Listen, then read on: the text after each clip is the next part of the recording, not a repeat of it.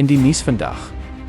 In Postmasburg het 'n groot deel van die gemeenskap 'n breekpunt bereik met die Tsansabane plaaslike munisipaliteit. Water- en kragprobleme duur voort, terwyl klagtes grootliks geïgnoreer word. Raadslid en voormalige skoolhoof, James Bacher, het vroeër vanjaar die saak by die openbare beskermer aangemeld. Vandag het 2 ondersoekbeamptes met inwoners vergader as deel van 'n amptelike ondersoek. Die Public Protector is vandag hier in Postmasburg. Ons is so 'n tydjie terug, het ons 'n klagte ingedien by die Public Protector sodat hulle dit kan kom ondersoek. Dit is in verband met elektrisiteitsbokse hier in Postmasburg. Tydens 2022 het die vorige CFO die mense se krag gebypass. En skielik hier aan die einde van 2023 en die begin van 2025 het die mense groot rekenings ontvang. En die munisipaliteit het die mense gedwing om hierdie groot rekenings te betaal. Die munisipaliteit het geen bewys hoeveel elektrisiteit die mense gebruik het nie. Maar ek moet ook sê dat die gemeenskap van Postmasburg is nie onwillig om hierdie skuld te betaal nie. Die enigste probleem is, hulle kan dit nie bekostig nie. Wat hulle graag wil hê dat die Public Protector moet doen, is om die munisipaliteit te vra om 'n aanvaarbare ooreenkoms met hulle aan te gaan. Nou die munisipaliteit wil hê die mense moet 50% betaal en binne 6 maande die ander 50% betaal. Hulle kan dit nie bekostig nie. Soos ek sê, hulle is nie onwillig om die rekening te betaal nie, maar hulle wil graag 'n bekostigbare ooreenkoms met die munisipaliteit aan te gaan. So, ons het die Public Protector gevra om ons in hierdie verband te kom help. Hy is vandag hier om te kom die saak te kom ondersoek en ek hoop dat ons 'n positiewe ooreenkoms of uitkoms sal kry na die gesprek met die Public Protector. Dankie. Die openbare beskermer meen die munisipaliteit se optrede is onbillik en moontlik ongrondwetlik. Verdere ondersoeke sal volg en 'n moontlike klasaksie teen die Tsansabane munisipaliteit blyk 'n sterk moontlikheid te wees.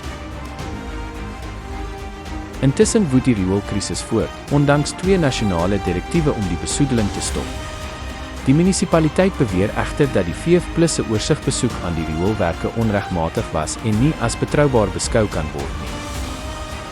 Senko het ook die vergadering bygewoon om hul ondersteuning te bevestig aan die gegriefde inwoners.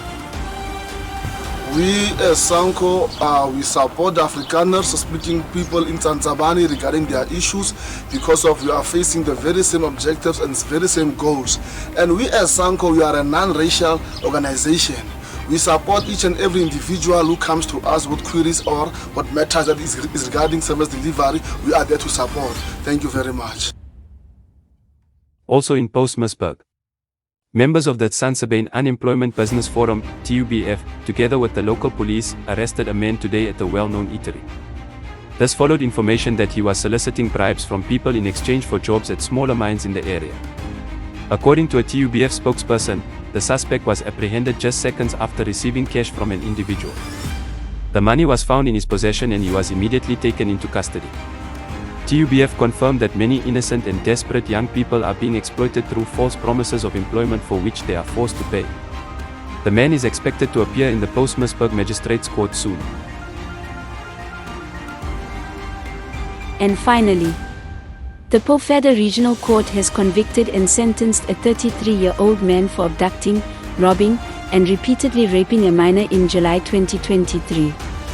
Sentences imposed as follows: assault, 6 months imprisonment; robbery, 3 years imprisonment; kidnapping, 2 years imprisonment; rape, count 1, 25 years imprisonment, 5 years suspended; rape, count 2, 25 years imprisonment, 5 years suspended.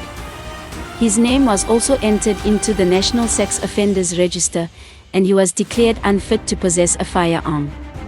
The case was prosecuted by Mr. Basil Koch, with Detective Sergeant Rowan Norchi leading the investigation. Namakwa District Commissioner, Brigadier Andrews, praised the swift police response, the thorough investigation, and the victims' bravery, reaffirming SAP's commitment to protecting the most vulnerable. This news bulletin was made possible by Compubits in Postmasburg.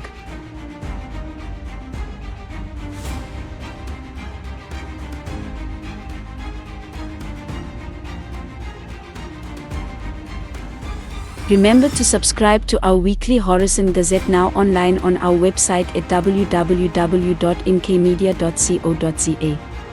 Once again, thanks to all our advertisers for making this week's edition possible. Horizon Media, Northern Cape.